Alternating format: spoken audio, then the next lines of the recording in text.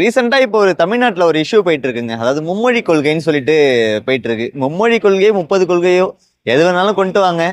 ஆனா வந்து தமிழ் ஆங்கிலத்தை தவிர வேற எதுவுமே வந்து கட்டாய கல்வியா ஆக்கிடாதீங்க. எதுக்காக சொல்றேன்னா இங்கிலீஷ் பேசுறதுக்கே ரொம்ப கஷ்டப்படுறோங்க. அதாவது கவர்மெண்ட் ஸ்கூல்ல ஒரு இங்கிலீஷ் பேசுறதுக்கே அவ்வளோ கஷ்டப்படுறோம். ஸோ அதனால ஹிந்திலாம் வந்துச்சுன்னா அதாவது ஹிந்தி கொண்டு வாங்க, ஆப்ஷனல் லாங்குவேஜா கொண்டு வாங்க. நல்லது தான், நல்ல விஷயம் தான். ஏன்னா லாங்குவேஜ் எந்த அளவுக்கு கத்துக்கிறோமோ அந்த அளவுக்கு நல்லது தான், பெஸ்ட் தான். ஏன்னா மூணாவதா ஒரு அடிஷ்னலா ஒரு லாங்குவேஜ் கண்டிப்பா தெரிஞ்சு வச்சுக்கோங்க. எதுக்காக சொல்றேன்னா இப்போ இதை வச்சு அரசியல் தான் நடந்துகிட்டு இருக்கு. ஸோ இது நமக்கு தேவையில்லை.